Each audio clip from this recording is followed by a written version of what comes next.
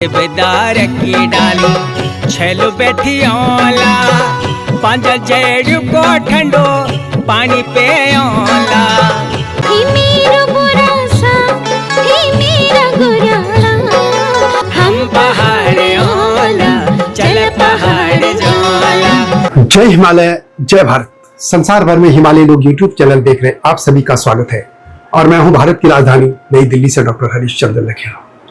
हिमालय के लोगों को आज मैं एक ऐसे वृक्ष की जानकारी दे रहा हूं जो कि हिमालय के लोगों के पुरखों के यानी हमारे पुरखों का सबसे देवतुल्य या एक ऐसे पवित्र वृक्ष था जिसे आप लोग अधिकतर लोग भूल चुके हैं। आइए मैं संसार के लोगों को भी बताने जा रहा हूं कि एक ऐसा वृक्ष जो आज भी हिमालय में है और आज भी उसे पवित्र तो माना जाता है, लेकिन उसकी जगह पीपल वट वृक्ष आ गए। आखिर ऐसा चेंज क्यों हो रहा है? हिमालय के लोग, चाहे वे कश्मीर हो, हिमाचल हो, उत्तराखंड हो, नेपाल हो, ये पूरी जो हिमालय की बेल्ट है, इसमें वह वृक्ष देवताओं का वृक्ष कहा जाता है और सबसे पवित्र वही पेड़ माना जाता था। लेकिन आज यदि आप नई पीढ़ी को पूछेंगे कि सनातन धर्म में कौन सा वृक्ष सबसे प्रिय है, सबसे पवित्र या देवताओं का है, उसे बट कह देंगे या पीपल। ये है नो, इसमें कोई शक नहीं है कि ये दोनों नहीं है। लेकिन हिमालय की सभ्यता में लोग कैसे भूल गए? जानते हो कौन सा पेड़ था?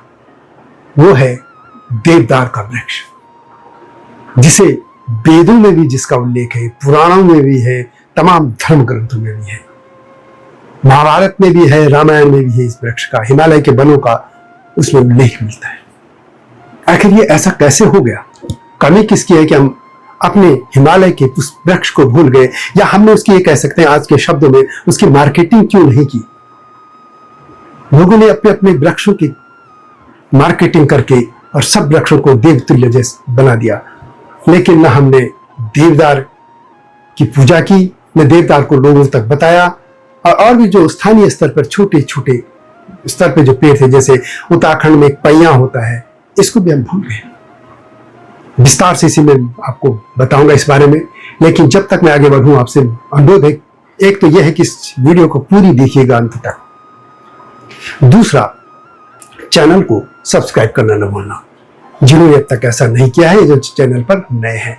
और मेरे STV को भी, जो कि समसामयिक मुद्दों पर केंद्रित है, उसको भी देखिएगा। यह आप सभी से विनम्र अनुरोध है। तो बात करते हैं देवदार वृक्ष की। देवदार वृक्ष को भगवान शिव का वृक्ष कहा जाता है। भगवान शिव का यह सबसे प्रिय वृक्ष रहा है। आप कहीं भी कथाएं, यदि आप भगवान शिव की कथाओं को देखें, माँ पार्वती की कथाएं देखें, या जो अलग अलग नाम माँ पार्वती के आते हैं, नंदा, सुनंदा, जितने भी नाम आप देखिए, माँ पार्वती के जितने भी रूप हैं, सब कहीं ना कहीं देवदार के वृक्षों से जुड़े हैं। एक छोटी सी मैं आपको कहानी बता देता हूं कि तारकेश्वर महादेव हैं हमारे इष्ट देव। ये ब्लैस्टोन आपने यदि पौड़ी डिस्ट्रिक्ट में सुना होगा, उसी के बगल में तारकेश्वर महादेव। वहां पे उस इलाके में और कहीं नहीं है देवदार के वृक्ष, लेकिन वहां पे देवदार के वृक्ष है। और उससे भी कथा जुड़ी है कि जब वहां पे भगवान युद्ध हुआ था भगवान शिव का तारकासुर से, तो जब उनको बाद में थकान लगी थी, माँ पार्वती ने वहां पे छाया के लिए देवदार के वृक्ष लगाए थे। और फिर वहां पे एक तालाब भी, कुंड भी बन गई थी, और वो जो वन है वो देवी पार्वती की वजह से हुआ था। ये कथाएं जोड़ी गई हैं। मैं ये नहीं कह रहा ऐतिहासिक प्रमाण में बात ही नहीं कर रहा, पौराणिक कथाएं, क्योंकि पौराणिक कथाओं के बगैर भी ये जो सनातन जीवन है वो अधूरा ही है। क्योंकि ये कथाएं हमें जीवन की प्रेरणा देती हैं, एक हमारा चरित्र और हमारी आत्मबल को बढ़ाने वाली कथाएं होती हैं। इसमें इतिहास मत देखिएगा, मैं पहले ही कह रहा हूं। तो इस तरह के देवदार के वृक्ष हर जगह देखे जाते हैं। और मुझे याद है कि जब हम बचपन में वहां जाते थे, तो घर जब लौटते थे तो एक तो कुंड का पानी जरूर घर ले जाते थे, उसको जैसे गंगा जल ले जाते, पवित्र वैसे माना जाता था, पूरे घर में उसमें छिड़कते थे। और दूसरा, देवदार के वृक्ष की टहनियां ले जाते थे, जिसके घर में लग देते थे। हालांकि अब सुना है कि वहां पे वन विभाग ने कुछ टहनियां तोड़ने में भी आपत्ति कर दी है, जबकि ऐसा होना नहीं चाहिए था, लेकिन खैर वो अलग बात है। तो इस तरीके से देवदार के वृक्ष की एक मान्यता रही है। देवदार या देवदारू, ये इनका नाम रहा है। किसी भी कथा में जाइए, यदि आप पांडवों की कथाएं को पढ़िए, खासतौर पर महाभारत में, चाहे पांडु हो या पांडव तो बहुत उत्तराखंड में भी रहे हैं, तो उनकी कथाओं में कहीं ना कहीं जो वन वृक्ष आते हैं, उनके जो उसमें जो भी कथाएं हैं उसमें देवदार का वृक्ष आता है। देवदार के वृक्ष को लेकर कई कथाएं भी हैं। या वैसे भी देखें तो वेदों में जब भी हवन की बात होती है तो हवन सामग्री में या जो लकड़ी की इस्तेमाल होता है, ये सब देवदार की होती थी। जैसे दक्षिण में चंदन वृक्ष की बहुत बड़ा महत्व है। चंदन के जो वन होते हैं या उसकी लकड़ी होती है, टीका लगाया जाता है। वैसे ही दूसरे तरीके से उत्तराखंड में, हिमाचल में, आगे नेपाल में और कश्मीर में भी, अब तो कश्मीर में जो मत बदल गया वाला बात है, लेकिन मैं जम्मू और इस बेल्ट में या जो वहां पे हिंदू अभी भी बच्चे हैं, मैं उनकी बात कर रहा हूँ। उनके लिए सनातन धर्म में देवदार के वृक्ष का बहुत बड़ा महत्व रहा है। मैं ये साइंटिफिक कोई बता नहीं रहा हूँ कि कौन पेड़ है, कितना, कहाँ पाया जाता है, क्या है, कौन सी ये इसका बॉटनिकल नेम है, ये इसमें तो आप जानते हैं। मैं इसका सिर्फ और सिर्फ वो पहलू बता रहा हूँ जो लोग नहीं जानते। यानी मेरा ये सिर्फ और सिर्फ ये कहना है कि पूरे हिमालय बेल्ट का सबसे जो पवित्र पेड़ था या है, वो है देवदार। हिमालय के लोगों ने इसी को सदियों तक अपना ऐसा वृक्ष माना जो देवतुल्य था।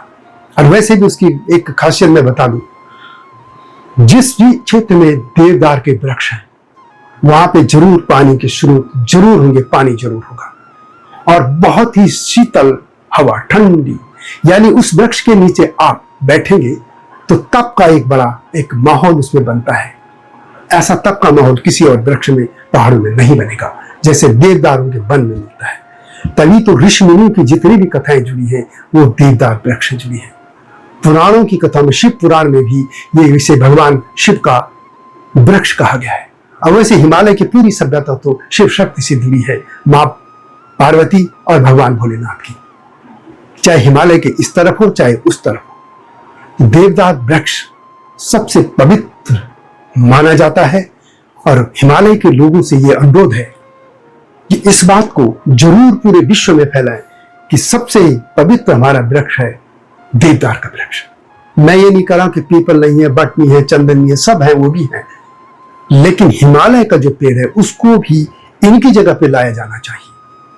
हिमालय के पेड़ के जो हमारे पुरखों ने जिसे माना और जो सत्य तौर पे है, जो सनातन सभ्यता के हर धर्म में भी की पुस्तकों में भी देवदार का उल्लेख जरूर मिलेगा। मैं उस देवदार की बात कर रहा हूं। उस देवदार को हमें भूलना नहीं चाहिए। ये हिमालय सभ्यता का सबसे बड़ा प्रतीक है। हमारा देव तुल्य है, देवताओं का वृक्ष है, उसकी पूजा को जानी चाहिए, उसी तरीके से इसको माना जाना चाहिए और इसके वन लगाए जाने चाहिए। जहां पे दूसरे वृक्ष लगाए जा रहे हैं वहां पे यदि देवदार के वृक्ष और लगे, हालांकि देवदार बहुत हाइट पे ही होता है, लेकिन बहुत सी जगह जैसे मैंने कहा कि उस तरह का क्लाइमेट मिल जाता है। जैसे तारकेश्वर महादेव है कोरदार से थोड़ा सा ही आगे, लैंडस्टोन्स के आसपास, तो वहां तो फिर हम ये नहीं कह सकते, बहुत ऊंची पहाड़ियां हैं, लेकिन वहां पे भी बहुत अच्छा वन है देवदार वृक्ष का। तारकेश्वर महादेव हमारे इष्ट हैं। तो इस वीडियो में मेरा कहने का आशय यही है कि हिमालय के वासियों, अपने देवदार को मत भूलिए। जहां भी आप हैं, देश दुनिया के किसी भी क्षेत्र में आप हैं, या तो सोशल मीडिया हो गया, देवदार वृक्ष के लिए और लिखिए। मैंने तो बहुत छोटी बात कही, आपके पास और भी जानकारी होगी, इसकी कमेंट सेक्शन में अवश्य लिखिएगा। और एक बात और, जहां आप कमेंट करते हैं तो अपने शहर का, अपने देश का, अपने शहर का, राज्य का जो भी है वो नाम जरूर लिखिएगा, ताकि मुझे पता चले कि फला फला क्षेत्र से भी लोग मेरे चैनल को देख रहे हैं। जल्दी आऊंगा फिर इस हिमालय के वृक्षों की इस तरह के महत्व को बताते हुए आपके पास आऊंगा नई वीडियो के साथ। तब तक जय हिमालय, जय भारत। हिमालय पे पेड़ हो तो गीत गाएंगी नदियाँ, गीत गाएंगी नदियाँ। पेड़ों पे चिड़िया है तो गीत गाएंगी नदियाँ, पेड़ों पे चिड़िया है तो गीत गाएंगी नदियाँ। माँ की लोरी जैसे होते हैं नदियों के गीत।